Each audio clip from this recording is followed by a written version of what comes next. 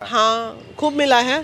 3 करोड़ ज्योति के बदले हम ही लेके आए। आज बात करने वाले हैं बीना मानवी के बारे में। तो बीना मानवी पवन सिंह के पास गए थे मुंबई।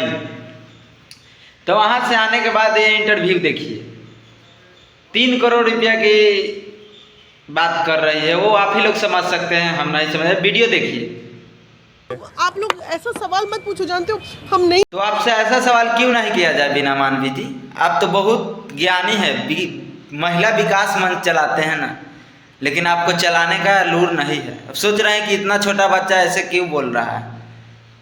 तो बोलने का कारण है आपको सेंस नहीं है अभी, समझे? आपके पास सेंस नहीं है। आप चला रहे हैं वैसे ही चलाते रहिए, 3 करोड़ 2 करोड़ लेते रहिए, किसी से कोई दिक्कत नहीं।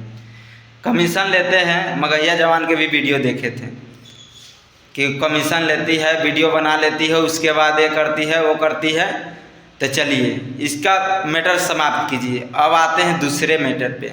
जब आप बोल रहे हैं कि भोजपुरी के हम कुछ नहीं जानते हैं, तो जब आप भोजपुरी के कुछ नहीं जानते हैं तो अक्षरा सिंह को क्यों ला रहे हैं बीच में? अक्षरा सिंह पवन सिंह की पत्नी है? नहीं ना, कि पवन सिंह की पत्नी है अक्षरा सिंह? ज्योति सिंह है ना पवन सिंह की पत्नी। तो आप पवन सिंह और ज्योति सिंह के बीच में न पड़े हैं, तो आप पवन सिंह के ज्योति सिंह के बीच में पड़े हैं, तो अक्षरा सिंह को क्यों ला रहे हैं? अक्षरा सिंह क्या है इसका? पवन सिंह का क्या है? जो पहले था वो था, अब तो कुछ नहीं है। उस पहले था वो क्या था? गर्लफ्रेंड बॉयफ्रेंड तो सबके पास रहता है ना, थोड़ी रहता है।